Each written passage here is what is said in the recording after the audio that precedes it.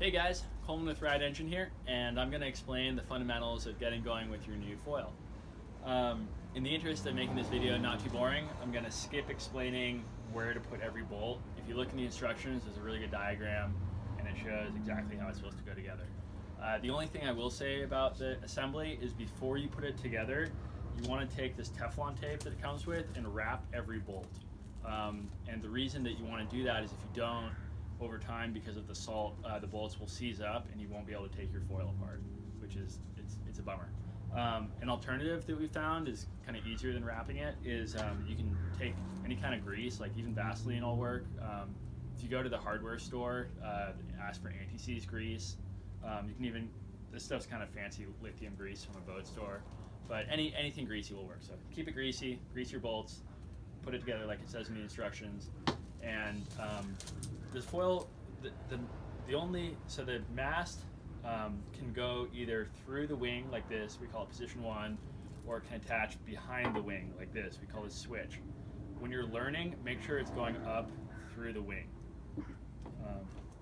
like so. So the reason for that is that the distance between your front foot and where the wing is, the bigger that distance is, the more control you have over the foil. So by putting the mast all the way back and then putting the wing all the way back on top of the mast, it's super far from your front foot and you'll have more control and it'll make it easier to learn. As you start getting better, you can start inching the mast up in the tracks, and that'll give you more glide so that you can pump between waves and just have a little more power. But to start out, start with it all the way in the back. Once you're in the water, what I'd recommend you do, you find a really crumbly, small, mushy wave, not a lot of people around, and go catch a small wave like you were surfing, stand up, and just immediately, as soon as your front foot is on the board, push down and just paste the board down into the water. Don't let it up at all. You know, pretend you're dropping in on a half pipe or something. Just pushing down on your front foot as hard as you possibly can. You can pretty much go straight, don't worry about taking too much of an angle, and just try to ride the wave and stay on the board. And even though the board will stay down in the water, it'll still steer and behave like it has the foil on it. And so that way you can kind of acclimate to what it feels like to ride a foil without being precariously, you know, 1.5 feet up in the air. Catch probably 5 or 6 waves that way, and once you can do that, then you're ready to actually try to foil. And what I would do for that is you catch the wave and you don't want to lean back, because if you do that, you'll come up too suddenly. It's just, instead of pushing down as hard as you possibly can, push down a little bit less. It's still a lot of front foot pressure, but it's just slightly less front foot pressure, and that'll allow you to take off gradually, kind of like an airplane taking off, instead of just the porpoise rocket launch.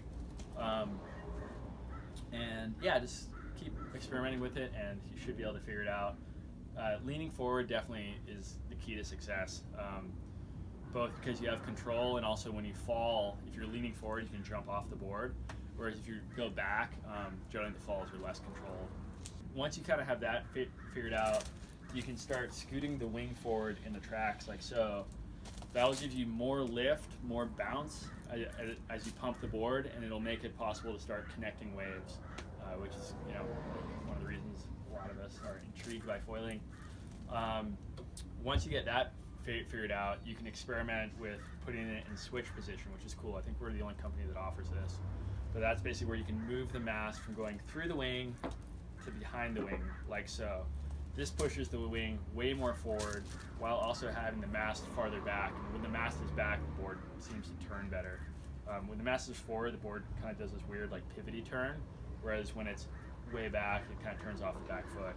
And so what I would do is you put it into switch position, push the mast as far back as you possibly can, and yeah, give it a whirl. It'll feel different. I'd recommend always go to the beach with a screwdriver and your Allen keys, so if you set it up some way that you don't like it, you can put it back to what felt comfortable. But yeah, so this way, or yeah, so switch or position 1 works. We've got guys that ride really well that swear by switch. I tend to prefer it in position 1, but you know, everyone's got their own opinion. And yeah, I hope you have a lot of fun out there. Be considerate. People, foils are kind of scary to people, so don't scare anyone. Don't take off right in front of anybody. And yeah, have a blast.